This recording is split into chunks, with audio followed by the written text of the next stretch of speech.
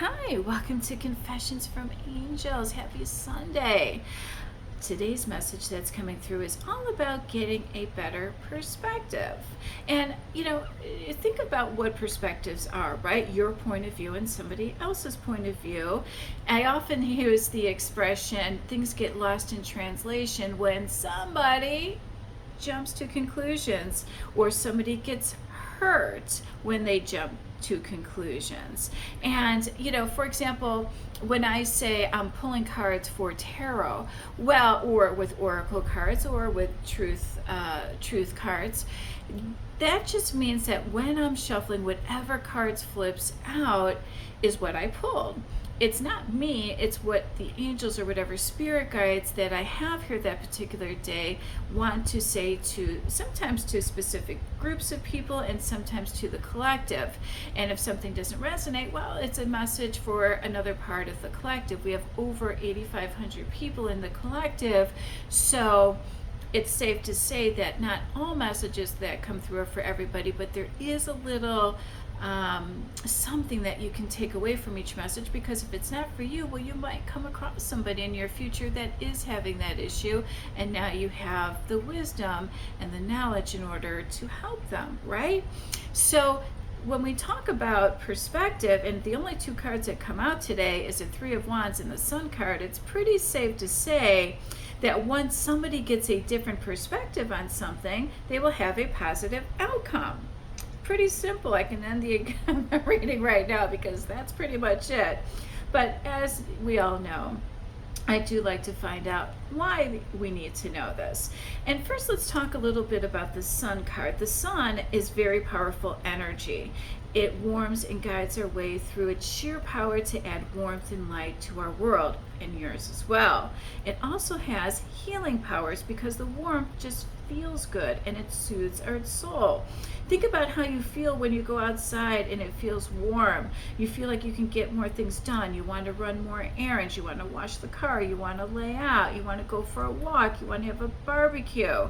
It's a much different feeling when it's freezing outside and you feel you have to hibernate, correct?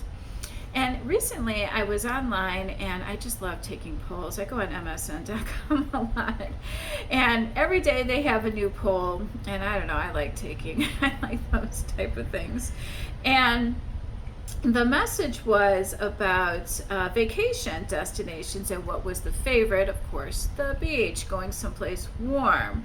And again, why do we do that? It makes you feel good, and it's very soothing and healing for the soul when you're out in the sun and you're just laying out and you haven't a care in the world, and you can smell suntan lotion and you can smell the ocean, you can hear the ocean waves. It's something very soothing about all of that. And water is energy, so between the water's energy and the sun's energy, it's a very powerful thing. So I'm not surprised at that. I don't think most people looked at it that way, but it is true. Water and sun both have a lot of energy, so I'm not surprised that most people are gravitated towards it for the right reason.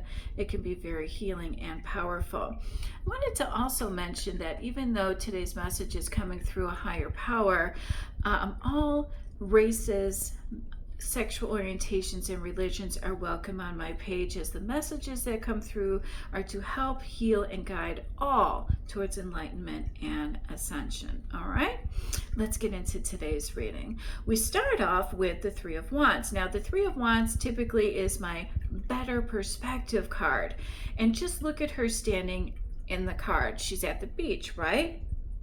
She has a surfboard in her arm and she's looking for something. Looks like she's waiting for that next big wave and the perfect time in order to catch that wave. And also notice where she positioned herself. She positioned herself at a good vantage point in order to see what she's looking for. Make sense? And in today's Holy Mass Cathedral service, Cardinal Cupich's message that came through was very similar to this. It was that of ambiguity and the uncertainties of life, which is also known as the in-between worlds. For many in my collective, it's their spiritual journey. They know union's coming. They can feel it with every fiber of their being, yet in truth, they're not quite there yet. They're in that in-between stage. You can see the light at the end of the tunnel, but you know you're still in separation, correct?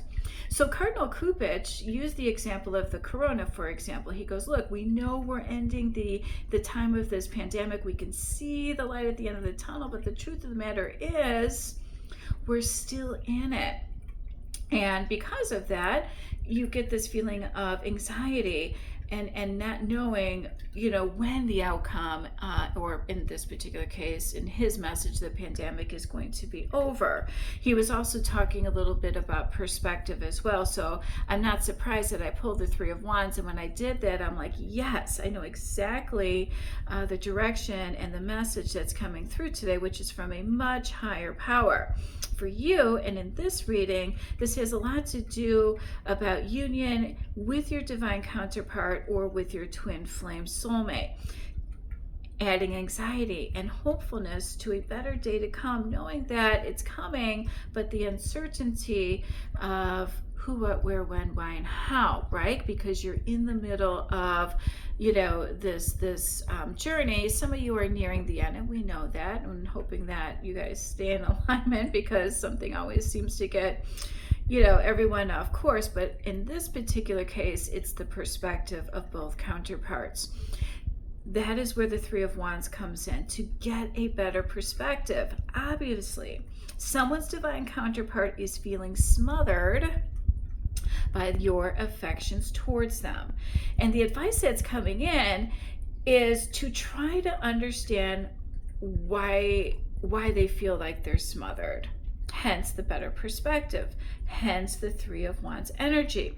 I have a feeling this is related to what they are seeing and reading on social media, or just how they interpret certain things that come through. The person, who is coming off as smothering is only trying to show their affection towards the person of their desires, yet not realizing if they're speaking their counterpart's love language, and vice versa. The same energy goes in relation to the person who is feeling smothered. They are not realizing or responding in such a way that the other person would understand their love language.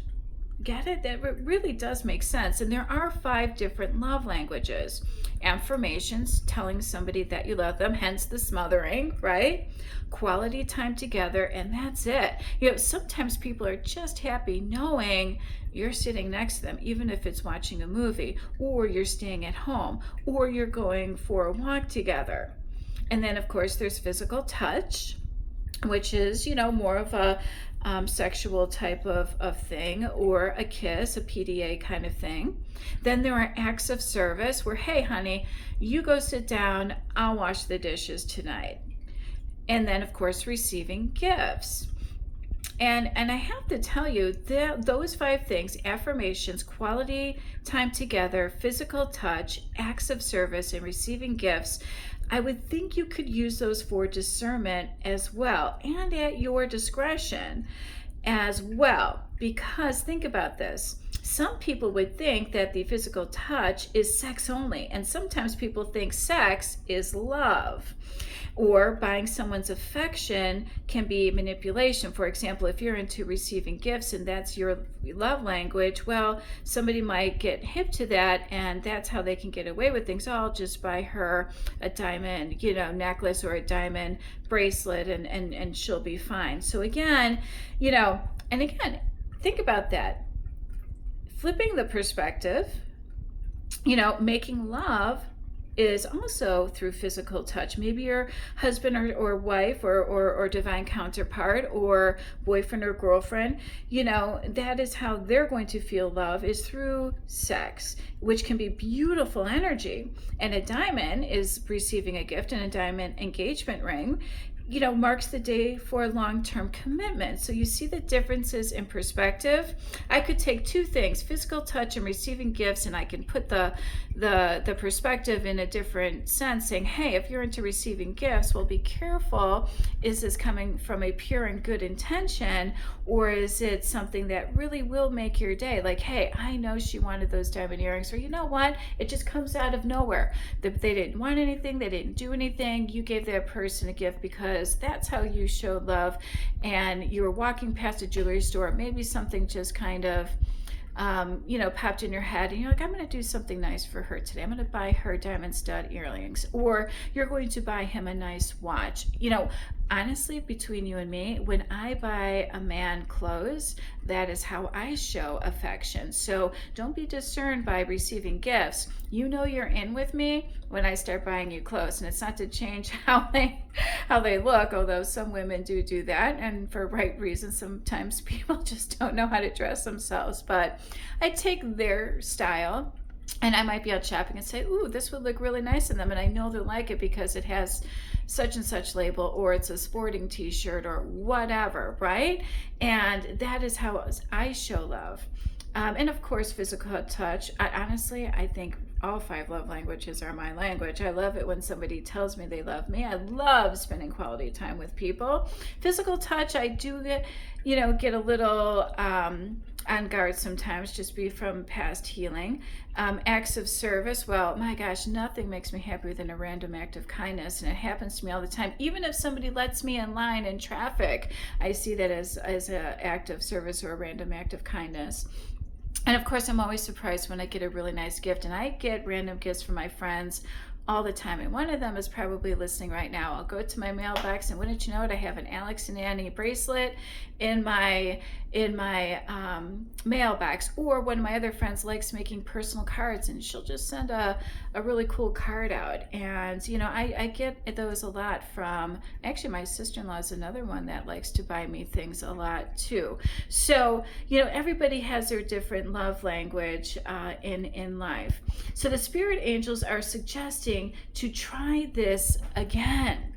All right, but both must know and understand, as well as respect each other's perspective. How do you get that? Well, by talking to the person. Don't assume because that got you into trouble the first time. That old saying where you get hurt by jumping to conclusions. Okay, we all do it, so don't feel bad, but that's what these messages are here for. So find out from their perspective, hence their point of view. Get yourself at a good vantage point first. Okay, find out from their perspective, and success is yours. Hence the sun energy, a successful, positive outcome. Love that.